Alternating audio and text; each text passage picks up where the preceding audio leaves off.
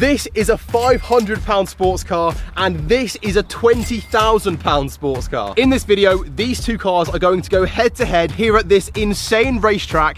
Here is how it's going to work. Firstly, we're going to get both the Toyota MR2 and the Lotus Elise to complete a hot lap of the track. And because the Lotus is much faster, it's going to set a way quicker time. Our job is to then take the MR2 back to the workshop to do some crazy modifications. Throughout this video, you'll see us do an entire engine swap with a new £3,000 engine. We'll also fit a load of handling modifications like new suspension, new brakes, and a whole lot of other upgrades. And by the end of the video, we'll bring our highly modified MR2 back here to the track with one mission objective: to beat the Lotus's time. Now, for this challenge to be fair, we need two things. Firstly, very accurate timing gear, and that is what this is. This is a RaceLogic V-Box Performance Box Touch, and it is going to time the lap times to the millisecond. And the second thing we need is a driver.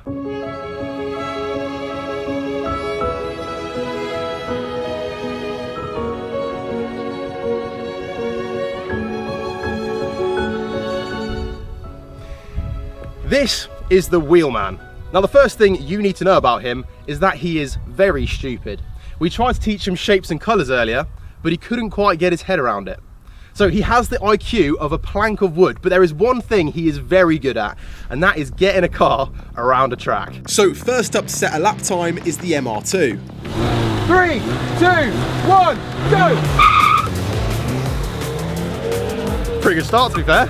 So with some tyre squeal, the MR2 got off to an incredible start and headed straight away into this very technical section of the track.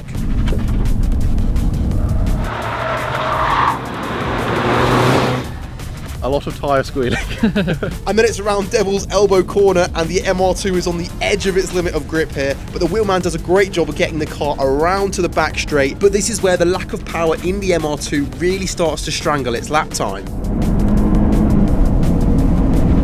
Coming up to the next chicane, it's a real test of bravery with how late you can get on the brakes, especially in this bone stock MR2. And then the wheelman sends the MR2 into the final long corner, where he'll try to hold on to as much speed as possible before getting on the power for the home straight. And then it's one last push of acceleration with this 1.8 litre engine before crossing the line. And across the line.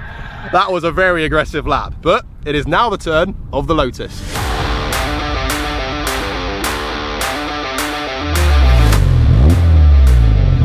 3, 2, 1, go!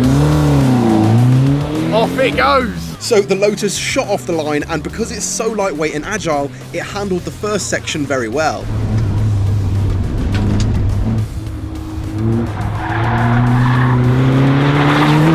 I think already it's a little bit faster than the MR2. The wheelman then needed to modulate the throttle and the steering inputs to carry as much speed as possible around Devil's Elbow corner. Next, it's onto the back straight, and the Lotus really has an advantage here with more horsepower and far less weight to carry around.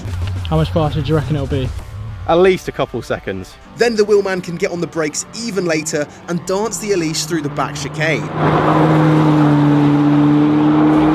Coming round this back corner now, that is the fastest corner on the track, definitely. And then with all the composure in the world, the Lotus carries a load of speed through the final corner before flooring the throttle for the home straight.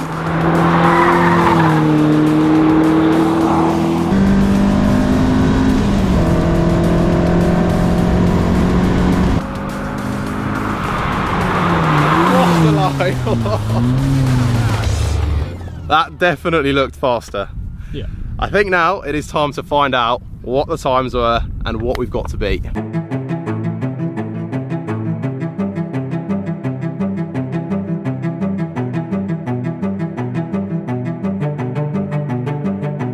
Okay, so starting with the MR2.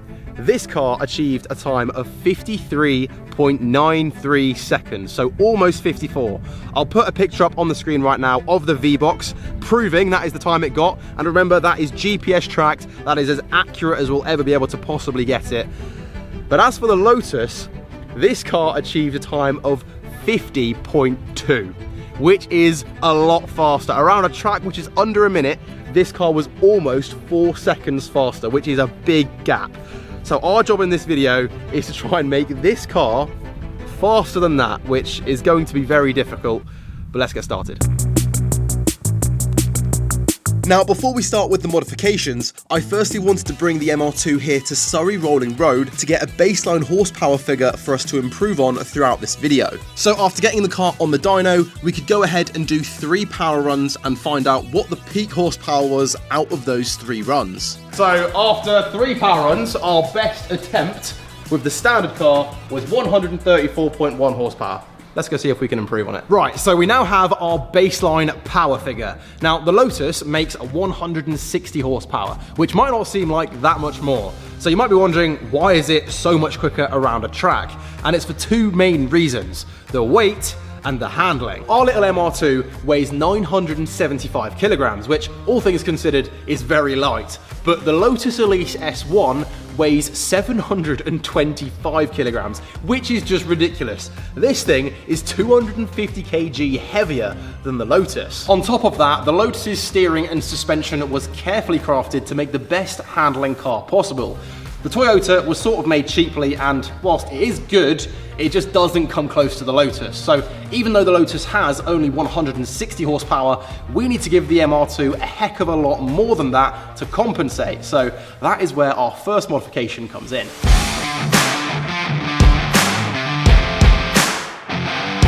So just take a look at this engine. This is called a 2ZZ-GE, and it's going to be our secret weapon to beating the Lotus's time. Now, one thing you'll notice straight away about this engine is that it has a Lotus engine cover, and the reason why is because it's been taken straight out of, you guessed it, a Lotus Elise. However, the Elise we're racing in this video is the 1st generation of Elise, and this engine has come out of the 2nd generation of Elise, and it is a lot more powerful than the engine in the 1st generation. This has 190 horsepower, and more importantly, it has 8,500 RPMs to play with, meaning it is a lot better for track. So if we're going to have any chance of beating the Lotus's time in our 500-pound MR2, we've firstly got to install this engine. So let's get started.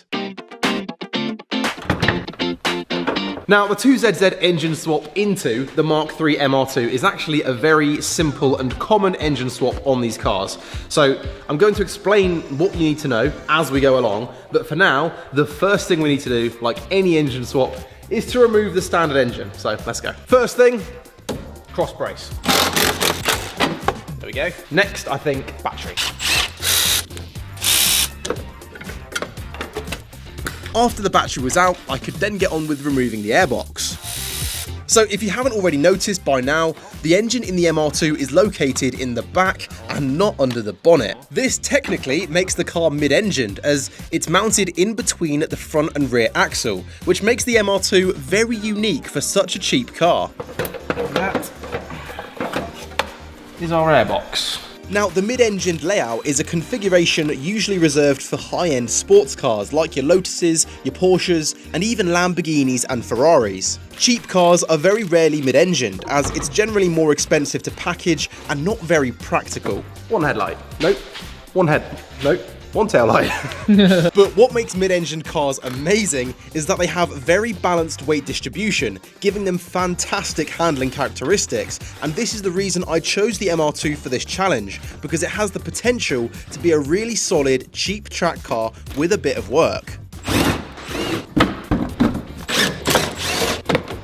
That's pretty good, isn't it? The same bolts to hold the bumper on are also holding on the number plates. There we go. One rear bumper. Next up, heat shield. And then I'm also going to take these braces off. That'll probably help us get it out. Nice. That worked. The heat shield. Removed. Yes, it's all of my bits. Right. Yeah, bad gal. That's the exhaust. That's what we've got to remove next. Oh dear, why did I do that? I don't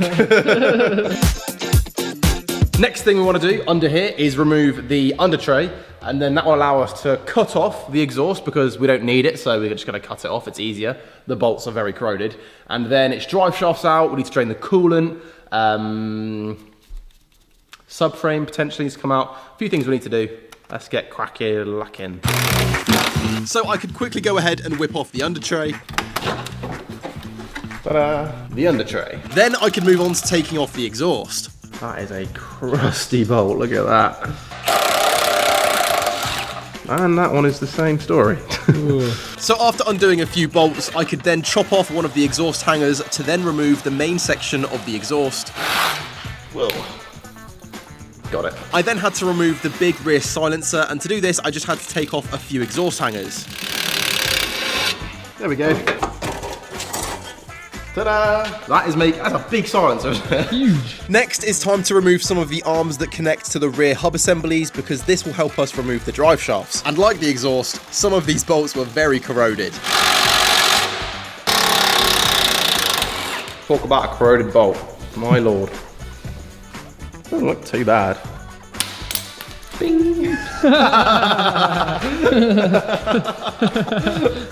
As if we literally said that at this precisely the same time. There we go.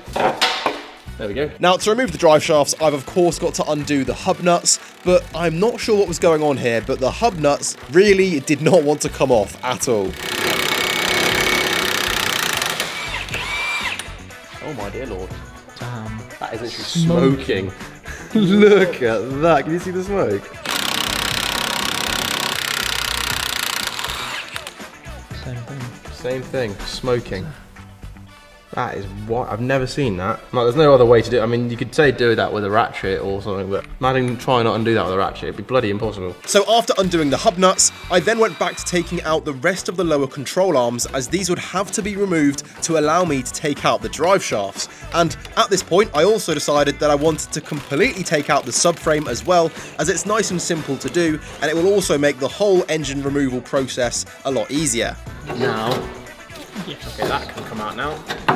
See, we're learning. I've never worked on a car like this before, because obviously this is a mid-engine car with rear-wheel drive, so taking out the drive shafts is a completely different kettle of fish, because you can't turn the wheels, because obviously the wheels don't turn on the back. So it's just about learning what to do up and what to undo to make the right things happen. And now we're at a point where we can move this, which gives us a lot, it's going to make it a lot easier to remove that drive shaft. So let's try and get it out now. So after quickly taking out the rear tow arm as well, nice, I could then focus on getting that drive shaft removed.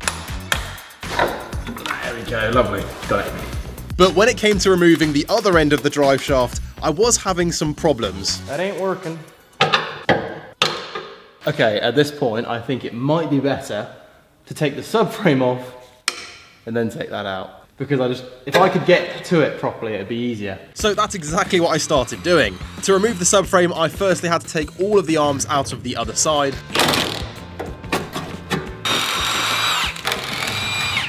Yes! I'll tell you what, it's to clean the threads, that's the key. Yeah. You've got to do that. Done. Then I can remove the subframe engine mount.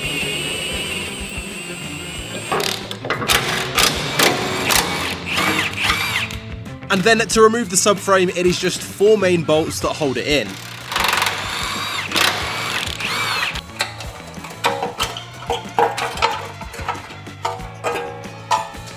Ta-da! Subframe. Okay, so now the subframe is off. Well, we can see so much more, can't we? Damn. It's just, these drive shafts are now so much easier to access. So we can now try and remove the drive shafts, and then most of the other things are up at the top. 3, 2, 1. There we go. Now I think we can... So once I had taken out the first drive shaft, I could then try and tackle the second, but this was being an absolute nightmare. Taking this drive shaft out was just proving very difficult. Let's go. And that is drive shaft number 2. Did take a while. So after that struggle with the drive shafts, the next thing to move on to was to drain the coolant.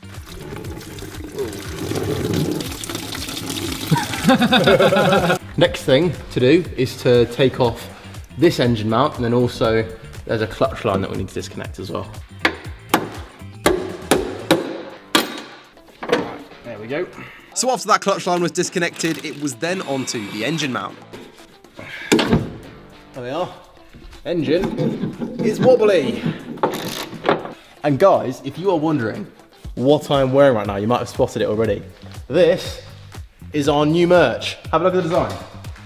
Persistence is key. Yes, persistence is key. It is a very important motto on the channel. When you're battling a rusty bolt or when something just isn't going your way, persistence is the most important thing. But if you do want to support the channel, buying a t-shirt with the link in the description of this video is a very good way of doing so. And every single penny that we make on these t-shirts goes straight back into doing another engine swap or doing some other crazy stuff to a car. So yeah, we'll leave a link in the description. But for now, let's get this engine mount off. Okay, engine mount, cool. Right. The final job to do underneath the car was to disconnect the fuel line. There we go. Fuel line done. So we are really close now to getting everything disconnected from this engine, but there are still a few more jobs that we have to do now the car is back down on the ramp, starting with removing the intake piping, disconnecting the throttle cable, and also taking off a few vacuum lines and coolant lines. After that, I can tackle the gear selector cables. Now these run into the cabin of the car to the gear shifter, and these are essentially what's responsible for selecting what gear you want to be in, and to remove them there's a small little pin you've got to take out, alongside a clip that holds it onto the gearbox that also has to be popped off. A bit of a weird one, but there you are, that's out. That is our gear selector cables done. Okay, we are very nearly there now. The only thing connecting our engine to the car is this big clump of wires there. And as you can see, it connects all the way up to the engine, and then it goes sort of down into the abyss down there. But actually, the abyss leads to behind this seat. And all we need to do to finish off disconnecting everything is, okay, remove a lot of this first, and then there should be the ECU behind there, which we can then unplug and then push all the wires through, then we can drop out the engine. So I could crack on with removing some of the interior trim pieces to access the ECU. Yay! Is this our tyre kit? Should we see what it comes with? Where's the actual tyre? To be fair, we can strip this out. That weighs a good few kilograms. That is unnecessary weight, if you ask me. Agreed. That's like 5 kilograms. Probably Hang on, bicep curl test. Yeah, I thought that's at least 5. Have a feel. Oh yeah. Yeah. Well, 5 kg? yeah, give or take. All right. That's weight save. Now it's 970. So after making some vital weight savings, I could continue removing the interior trim pieces before eventually getting to the ECU and disconnecting that. Yeah. Okay, ta-da. There is our ECU. 1, 2, 3, 4. There we go. There is our old ECU. Now, of course, because this engine is different to the engine we're putting in, it obviously has a different ECU, so we're not going to be running this, so this is permanently being removed. So after getting everything disconnected from the inside, Jav and I could then work together to pull the wires through into the engine bay. Nice. Okay, so that is now the entire engine, other than our engine mounts, disconnected. So we need to get a pallet now underneath the engine, and then we can unbolt the engine mounts, leave the engine on the pallet, and then lift the car over the engine. So that's exactly what we started doing next. After a long day of battling with this engine, Jav and I worked together to get over the final hurdle of dropping the engine out of the MR2. And eventually, we got there.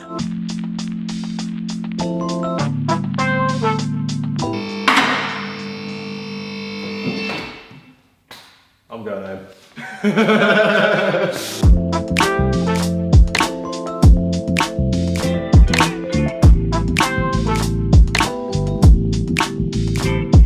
Okay, so that is now our MR2 engine out of our MR2. Now, something funny about this engine is that it is actually called the 1ZZ, which is obviously a very similar name to our 2ZZ, and that is no coincidence. These engines are actually a part of the same family, the ZZ family, and that is why they look very similar. Obviously, there are a few differences, like this one has an aluminium inlet manifold and this one has a plastic one, and there are a few other minor differences you can see, but generally they look very similar, and that is because both of them are actually Toyota engines. Even though this one has come out of a Lotus and this one has come out of a Toyota, they are both Toyota engines, and that is because Toyota actually sold the 2ZZG to Lotus to put in the Elise. And I think the reason why the MR2 was never furnished with a 2ZZ was because Lotus thought, well, look, if we're going to buy these engines off Toyota, we need to make sure they don't put the exact same engine in their very similar mid-engined light car, because that would definitely affect the sales of the Elise and it would probably make them lose a load of money. So they were probably like, look, if we're going to buy these engines off you, don't put them in the MR2, which is why the MR2 was given a boring 1ZZ, I think, anyways. So yeah, with that conspiracy theory now over, we can now go ahead and start getting the 2ZZ engine in the MR2. And it is a very simple process because, as I mentioned, these engines are very similar. So Jav and I could get started with installing the 2ZZ into the MR2. Now the technique here is basically just the reverse of how we removed the 1ZZ. However, the main thing we had to worry about was lining up the engine and making sure it was in the perfect spot. And to do this, we just gave the pallet a few kicks as and when we needed to. So now the engine is in the engine bay, there's one custom bracket which we need to install to the driver's side engine mount. Now all of the other engine mounts are exactly the same as the 1ZZ, so we don't have to worry about those. They will just bolt straight up exactly like standard, but this top driver's engine mount, for whatever reason, is different. So this bracket is needed to bolt the engine into place. We need to go down on the ramp, just a little bit, just tap it. One more. One more. Put that in line. Ta-da! Okay.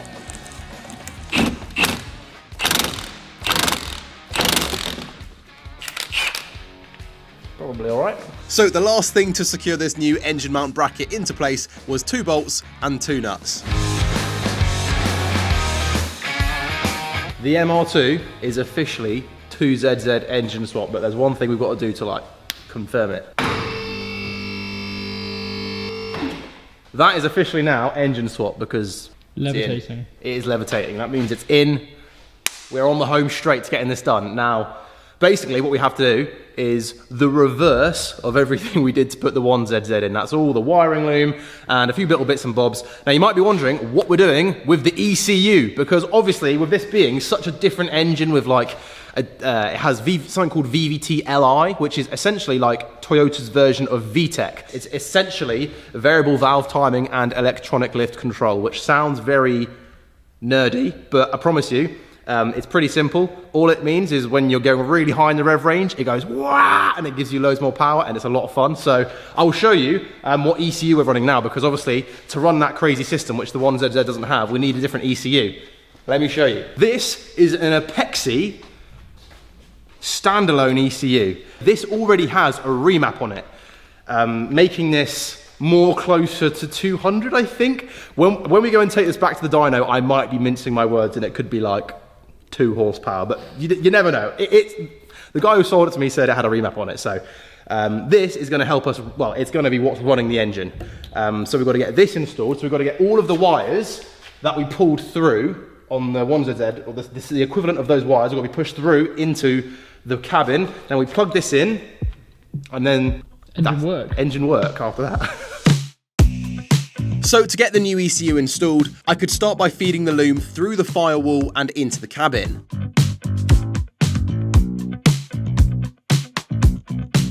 Then, once the loom was through, the first thing I had to get on with was crimping 6 individual wires together.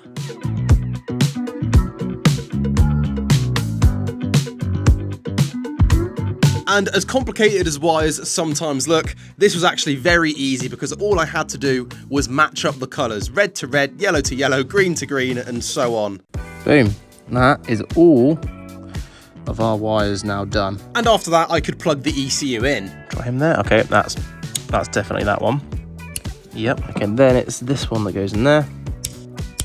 Okay, so that's all of our plugs in and our wires crimped on And then the final thing to do with the ECU was to get it mounted up with some double-sided tape. After that was done, I could then move on to a few jobs that I needed to do back in the engine bay. Stuff like connecting up the gear selector cables, the coolant pipes, and the throttle cable. Okay, so engine is above us now, as you can see. Right, so there's a few little things we have to do sort of in this section. And I'm gonna firstly connect up this big coolant line. There he goes on.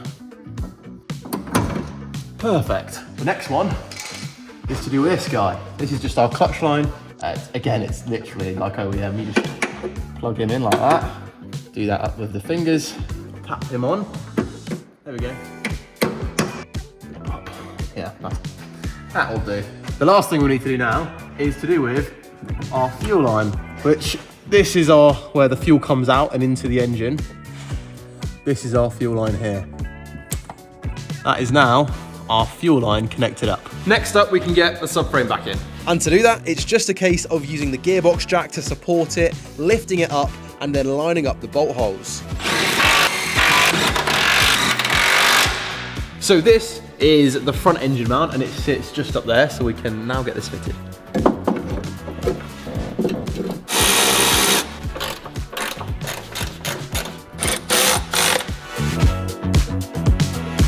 Cool.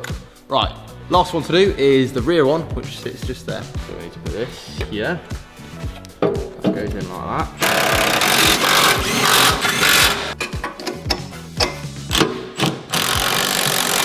Engine mounts mounted. Next up, it's onto the drive shafts. Now, because the 1ZZ and the 2ZZ are a part of the same family, it means we can just use our old standard drive shafts, which is so ideal. There's no custom drive shafts or anything fancy needed. So I think a lot of you are probably starting to see why I chose this engine swap for the MR2. It is just so simple to do, and it's like the 2ZZ was meant for this car. But on top of that, when we get the car driving, you'll see the crazy difference between this engine and the old one. Well done. Cool. Nice one.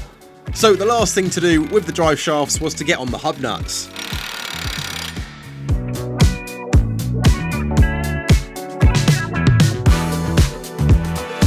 And because the drive shafts are now in, it means we can also top up the gearbox oil. Okay, progress is being made. We have the drive shafts in, the subframe, the gearbox oil we filled up, a lot of the wires. Obviously the wiring inside the car's done, but there's still a few of the wires need connecting up. The gear selectors are done. The clutch line is connected up, but we need to bleed the clutch. We need to put the coolant in. There's a few jobs we still need to do, but I think the next one we're going to tackle is getting on all of the arms. So the arm that attaches to that, the arm that attaches to that, and also this one that attaches there. Those will be the next jobs. And now that the subframe's on and all the drive shafts are in, we can do that now. So that's what we're going to do next. And then we can move on to the exhaust, which is just going to go up, and then there's a silencer in there, and then it's going to come out there. And once that's done, we're getting pretty close. I think it's just airbox, battery, a few other little things here and there. So yeah, we're getting there. So as for fitting back on these lower arms, there's really not much to it. They'll just fit straight back on the car exactly how they came off.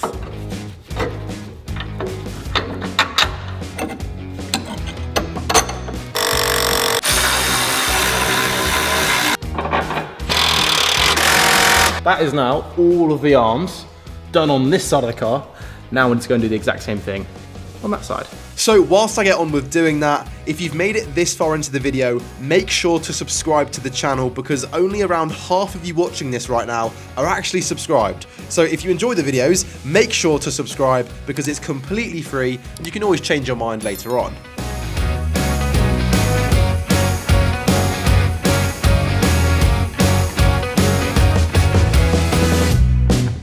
Okay, so next up we have the exhaust to fit. Now, the exhaust on the standard 1ZZ MR2 will not fit on our new 2ZZ MR2, so I have had to source a new one. Now, what you can see on the floor here is a brand new second-hand exhaust, and I bought this off a guy who has already done the 2ZZ MR2 conversion, and this was the exhaust off his car. So This should technically work with our setup, so there's only one way to find out. Let's get it fitted. So to get the exhaust fitted, the first section I had to install was the downpipe, which includes the flexi and also the catalytic converter. Now this cat is a sports cat, it's high flowing, it is meant for track use, and it will not be restricting any power on this engine. Okay, so that is the down, it's quite funny. This is the down pipe, but it's actually an up pipe, isn't it? Now the up pipe is in, we can get the muffler fitted, or the silencer if you're in England. And basically the silencer is going to fit in this big space up there, and then the exhaust tip's going to come back out here like boop. I do really want like I think big center exits would be awesome, but we don't have time for that in this video. For the sake of it, we just need to get this little section on, and then we can move on to whatever's left. So we could go ahead and start installing the new rear section. Now this is a pretty straightforward job. But once that was done, the final little finishing touch for the exhaust was to install the tailpipe.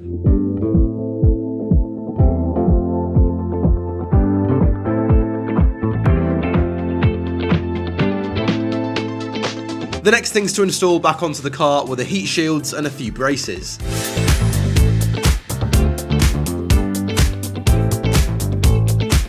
And after that, it was in with the battery.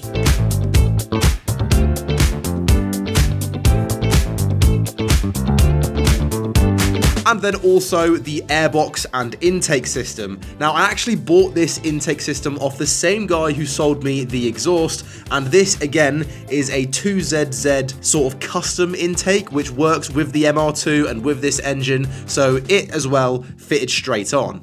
And then the final job to do on this engine before we could give it a start was to bleed the clutch. But once that was finished, we were ready. Okay, so it is now the big moment. We've bled the clutch. The engine has oil, the gearbox has oil, all of the fluids are in except for the coolant, which we're going to do after we've tried to start it. So I'm just going to go ahead and turn the key and see what happens. Lights are on. A noise is happening. Ready? 3, 2, 1. On the bottom. Professionals. That is professional. That's the... Whoa. Does that just not run perfectly? Purring so well. Do you know what? That is the first time I have ever bought an engine and it's fine. Every single engine I've ever bought where it's like just the engine, it's been buggered. That sounds great. Yeah, it does.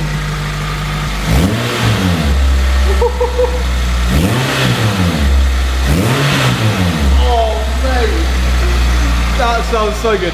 Right, we've got to turn it off because obviously it hasn't got any coolant in it.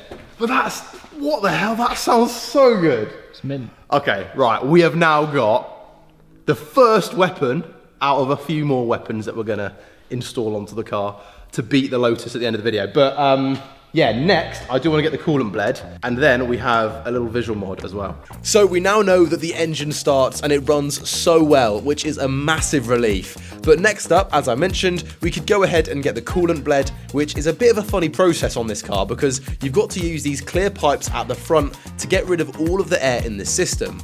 But then, once that was done, it was on to the next visual mod that I was talking about earlier. So all of these parts on the floor are bits off the facelift MR2. We've got the tail lights, the headlights, and also the front and rear bumpers. Now, our car was a pre-facelift, and all of this stuff is off the newer car, which I just think it looks way better. Now, obviously, this isn't going to help our track times at all. This is the only thing we'll be doing in this video that is purely visual. I just think it looks way better, so let's get it on. So we are so close now to getting the MR2 out on its first drive. All we have left to do is to install the new bumpers and the new lights, which just bolt straight on.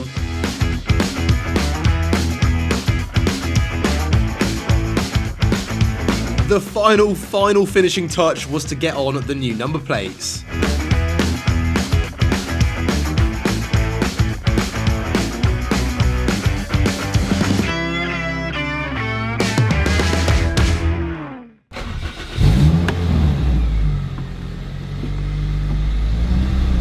Definitely's out of clutch.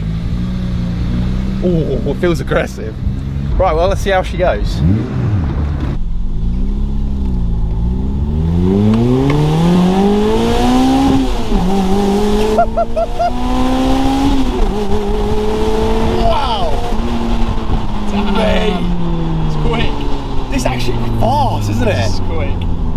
The thing is, it's because it's so light.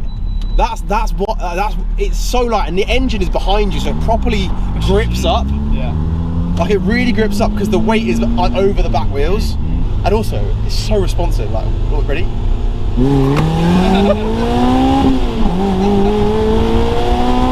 Mate, this thing sounds so good, doesn't it?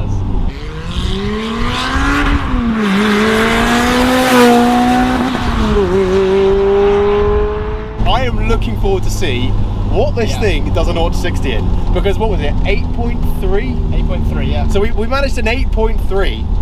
I'll roll the clip now of us doing that. 3, 2, 1. Good. Up.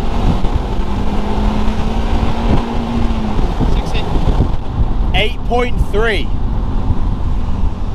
So that's what we want to be. So we managed an 8.3 with the standard car with the standard engine. Yep. We're going to do another 0 to 60 now of what the car can do now with the 2ZZ. Okay, you ready? 3, 2, 1.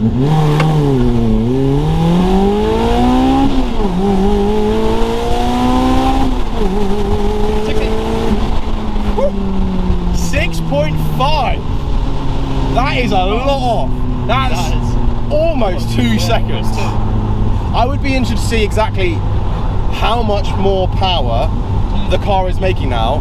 So that is what we're going to go and find out. We have booked in a session back at Surrey Rolling Road again to go and find out exactly how much power this car is making now with the 2ZZ engine. But we now know that it's taken almost 2 seconds off our 0 to 60 time. So the next day, we took the MR2 back to Surrey Rolling Road where we could get it back on the dyno to find out the final power figure. And just like we did earlier, we plan to do 3 power runs to find out exactly how much horsepower the MR2 now produces. 171.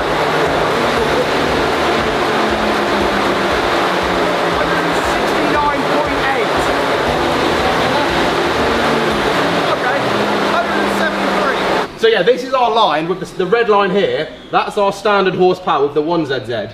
And the pink line here is our 2ZZ engine. As you can see, once it hits lift, which is where the cams sort of change their profile, it really starts to increase the power. And 173.6, I'm calling that 175. And that's 40 horsepower more than what we got when the car was standard, but it's still less than the 190 horsepower that Toyota claims this engine makes. But after doing a bit of research, it actually turns out that this is very normal for a 2ZZ to produce between 170 to 175, because they practically never produce the claimed 190 horsepower.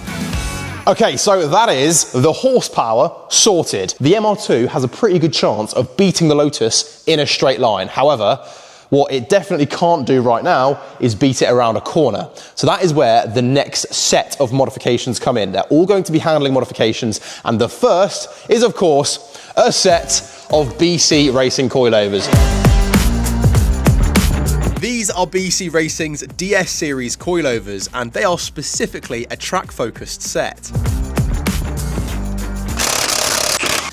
So to get these coilovers fitted, of course, the first job is to remove the standard suspension.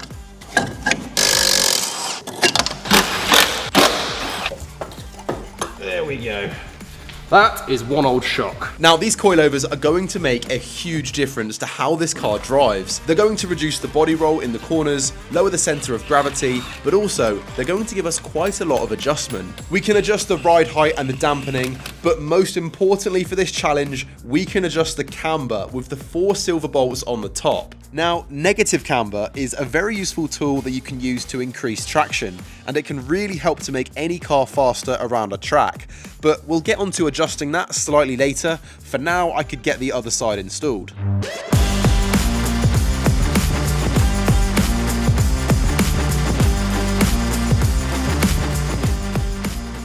Okay, that is the front's now fitted, and it is going to be absolutely slammed. This car is going to be very low, which I'm looking forward to seeing when we get it down on the floor. But now, we need to do the rears before we do that. And it's going to be pretty much the same process. But something I am noticing as we're working on this car is that it is absolutely mint everything is coming apart so easily, which is good. And the part of the reason why I knew this before buying it was because when we ran the CarVertical check, I saw on the MOT history section that there wasn't a single advisory for rust. So that sort of gave me the peace of mind that this wasn't an absolute rust bucket before buying.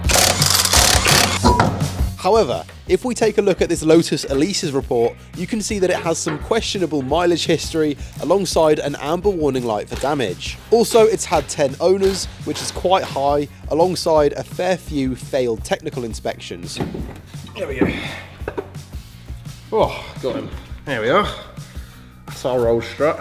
But if we investigate further, we can see in the damage section that this car was written off as a category C, meaning it was uneconomical to repair. So if I was going to buy this car, I'd definitely ask about this damage to make sure that I'm paying the right price for this history. But with that said, once I was finished fitting the first rear coilover, I could then move on to fitting the next side.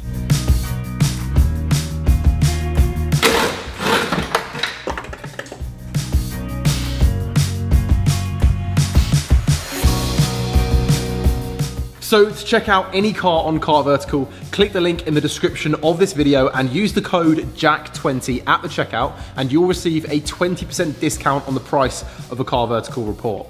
But with that said, we are now finished installing our coilovers. Have a look with the light. Looking very nice, isn't it? Cool. And that is not only going to lower our car, as I mentioned, but it's going to make this car handle like it is on rails. Now, there are a few more modifications that we actually have to do now before we can get the car down and see how low it is. And the next thing is a set of brakes.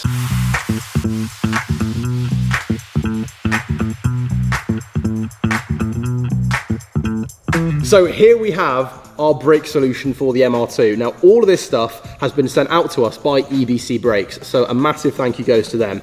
Now, all of this is very track focused. Firstly, we've got our new discs. These are dimpled and grooved, as you can see. Now, this is gonna massively help with our heat dissipation, which is gonna help reduce the onset of brake fade, which is obviously bad. You don't wanna get brake fade when you're going around the track. You want your brakes to stay nice and firm and nice and functional.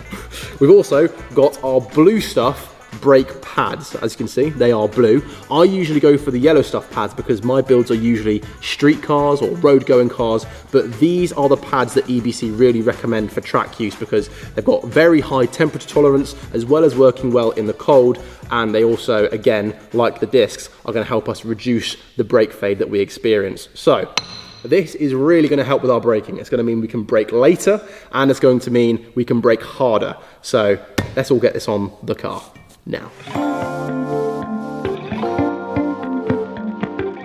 Take a look. This is absolutely, that is buggered. Look at how many ridges are on that brake disc. Can you see? And it's also got a big lip on the brake disc. That's how you know it needed doing. So it's a good thing we're changing him. That should allow us to take this guy out. Pads don't look too bad. That is a very tight bolt. I reckon a bit of WD and a breaker bar on that. Oh, wow. That was tight. Come on, physics. Oh.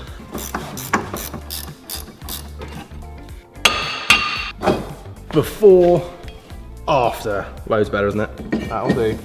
So before getting our new pads installed, I firstly had to apply some grease, but then we could get them fitted.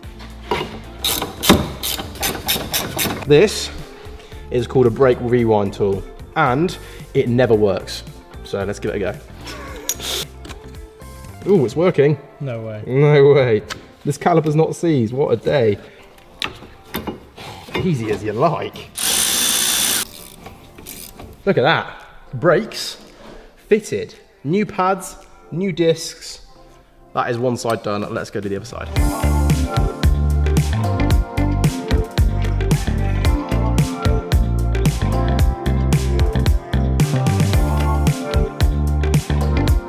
After finishing up with the fronts, I could then move on to the rears. Ta-da.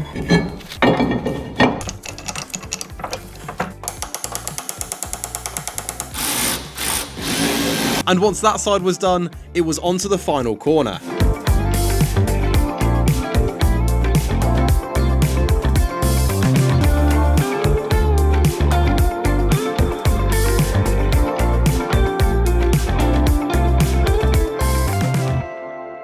we are making some sensational progress. The brakes are now fitted. Now, obviously, when we normally do brakes on the channel, we paint the calipers a pretty colour, but pretty colours are not going to help us beat the Lotus, are they, Jav? No, they're not. They are not. So we are just going purely functional with this car and nothing aesthetic.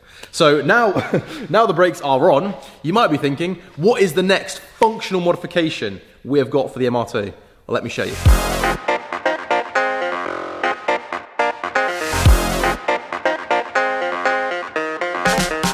So here we have a set of anti-roll bars from Whiteline. This one is the rear and this one is the front. Now, these do what they say on the tin. They help reduce the body roll of the car, which helps increase our traction, which is obviously gonna help us around the track and help us to beat the Lotus. So let's get these on. Okay, so up here is our old anti-roll bar. It is looking pretty crusty, I can't lie. So yeah, and it's also a lot thinner than the Whiteline one we've got. So yeah, this should make a big difference, but let's first get this off. Yeah, there you go. Ta-da! Look at how crusty that is. Very crusty. Now, before fitting the new anti-roll bar, we firstly had to grease up the bushes and get those fitted. And now we can get the roll bar fitted into place. And as you can see, there are these little holes on the end. And this is basically to adjust how much strength your roll bar has. So if you put the drop links through the bottom hole, just there, it's gonna be the maximum amount of stiffness. And if you put it through the top hole, it's gonna be the least amount, and it obviously varies from the top to the bottom. We're gonna put it in that bottom hole.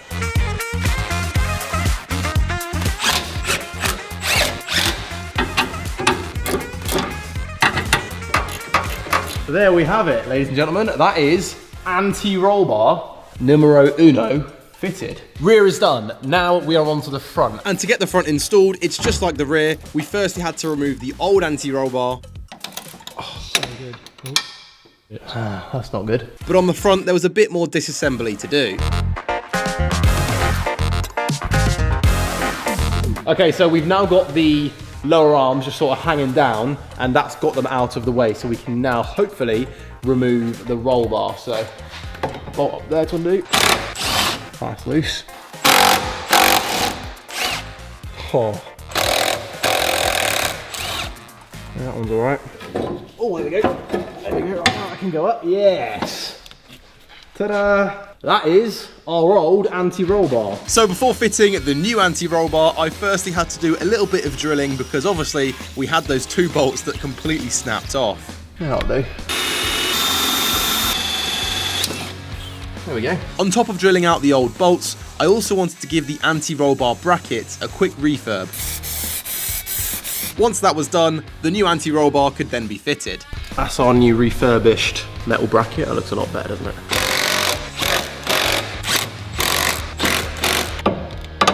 I need the jack on that.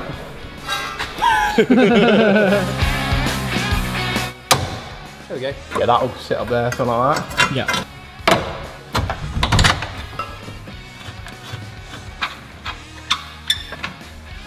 Right, do you know what we need to do now? Do them up. We need to do them all up, and we're going to do them really quickly in 3, 2, 1.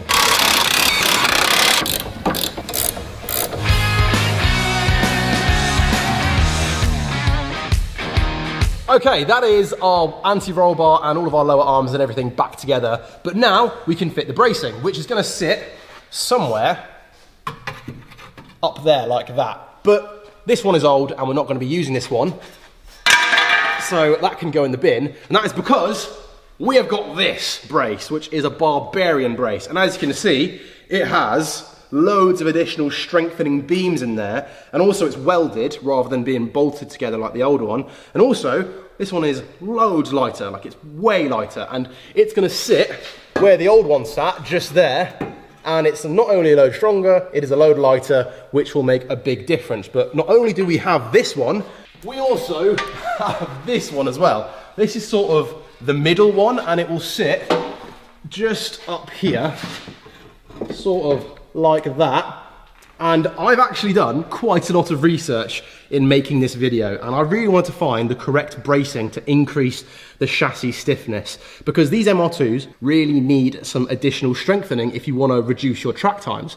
Now, usually when I'm doing my projects, I'll just go for an engine-based strut brace like the one on the Ford Fusion and also the one on the Fox GTI, if you remember that car. But with the MR2, it really benefits from these undercarriage braces, because obviously the car is a convertible and it really needs the chassis strengthening because it doesn't have a roof like a coupe would to help increase the chassis stiffness. So these really will make a big difference, and they could be the determining factor in beating the Lotus. So let's get them on. So as for installing these undercarriage braces, they're pretty simple. They literally bolt into the standard chassis bolt holes.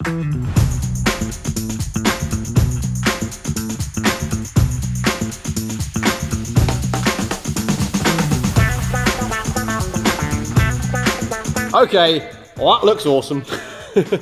I absolutely love the bracing. That is really cool. And it's gonna make our handling loads better, as I said. But now that is all fitted, we can move on to the final handling modification that we've got for the MR2 in this video. And it is a set of wheels and tires. I am looking at them and they are absolutely sick. Take a look.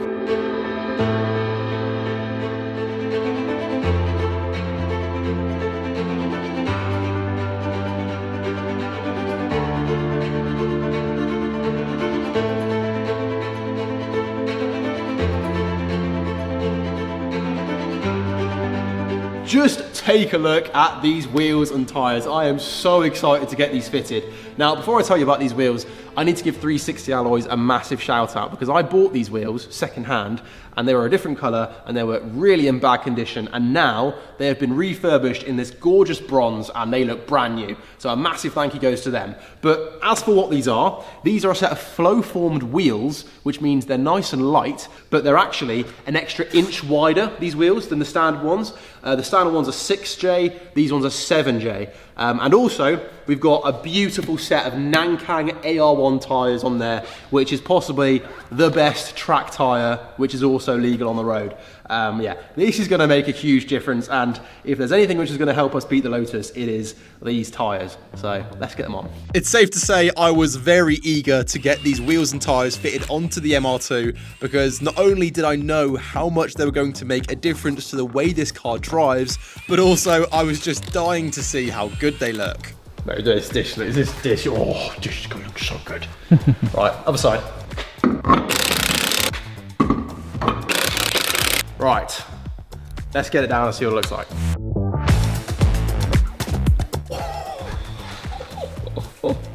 I mean, if that is the most pucker fitment. The rear is absolutely perfect. I mean, that is bang on. I was absolutely ecstatic with how these wheels looked, but now those are on the car, we can move on to the final modification that we'll be fitting in this video. And that is none other than a set of bucket seats. In my opinion, a track car isn't complete without a set of bucket seats, and these are just absolutely gorgeous. They're fully Alcantara with white stitching, and they are going to look amazing in our MR2. Now, the only issue with these is that they aren't adjustable, so there's no way to move them back and forth. They have a set position, and I don't know what that set position is. So I'm hoping whoever made these was sort of the same height as me, about 6'3". What are you laughing for? So yeah, I'm hoping they're the same size as me so that when we bolt them in, I can reach the pedals perfectly, but we'll find out. Let's get them in. So as for getting these bucket seats fitted, it couldn't be more simple. There's just 4 bolts that hold each of the standard seats in, so I can go ahead and undo those and take the old seats out. And then it's just a case of getting the new bucket seats into place and bolting them up.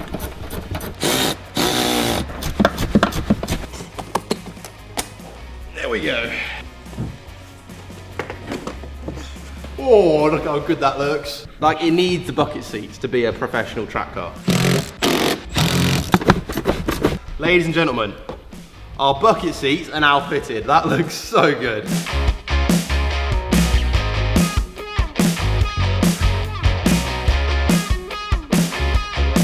Well, that is it.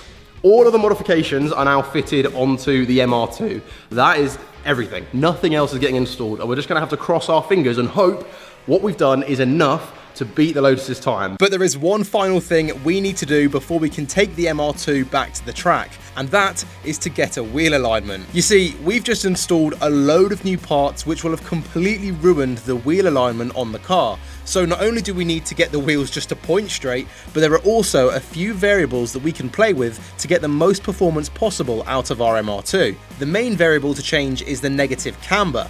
Like I mentioned earlier, the camber can be adjusted using the silver bolts on the top of the coilovers, and Adam at Evolution Autoworks has made it so our MR2 now has 4 degrees of negative camber all around, which is going to make the turn-in and the grip on this MR2 absolutely phenomenal. But with that alignment now done, we are now finally ready to take this car back to the track. But before we go back to the track, I've got a bit of an announcement to make, and that is that one of you is going to be winning the MR2 over on Ultima Competitions for just £2.49 a ticket. So yes, we are going to have to say goodbye to this car, and the only reason why we're doing this is because we've got so many ongoing projects at the minute. We've got to finish the Caddy R, the Ford Fusion ST, and all of that requires funds, and also I just want to make the videos as good as possible. I want to get the most work done in the videos that I can, and that of course requires money, and I thought this was the perfect car to let one of you guys have because it is so cool. Like,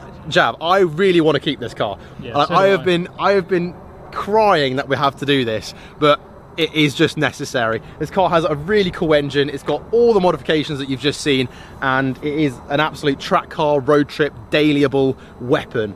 So if you do want to enter, it is 18 plus only, it is UK only, it's £2.49 a ticket on Ultima Competitions. The link is in the description of this video, and on top of that, we're going to be hosting the live draw over on the second channel, which is also, the link for that is in the description of this video as well. And yeah, that will be hosted on the 2nd of November 2025 at 9 PM. So if you're watching this video before that date, you can go in the description of this video and grab yourself a ticket. With all of that said, let's go back to the track.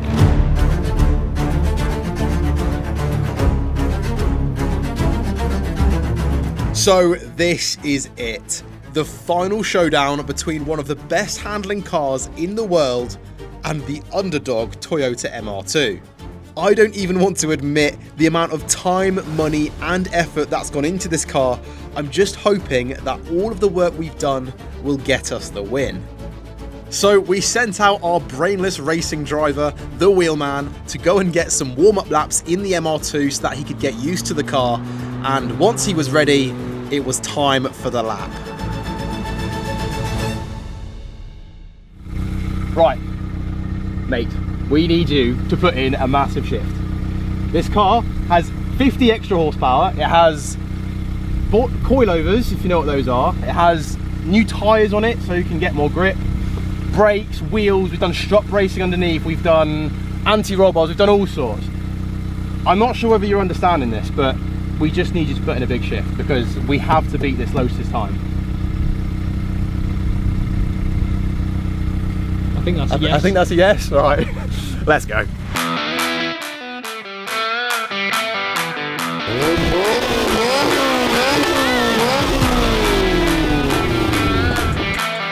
Three, two, one, go! That sounds insane. So the MR2 got off the line blisteringly quick with its increased power and grip. Then the Wheelman absolutely chucks the MR2 into the first technical section of the track. Then around Devil's Elbow corner, the Wheelman tackles a bit of oversteer, but he keeps it pinned so that he can get as fast as possible onto the back straight. And as it comes round to the back straight, the Wheelman floors it with all 8,500 RPMs.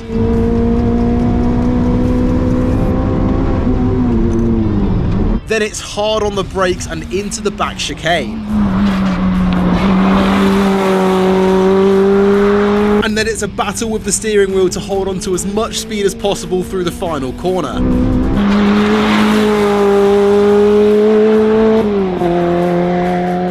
And to finish, the Wheelman can unleash the full 175 horsepower for the home straight.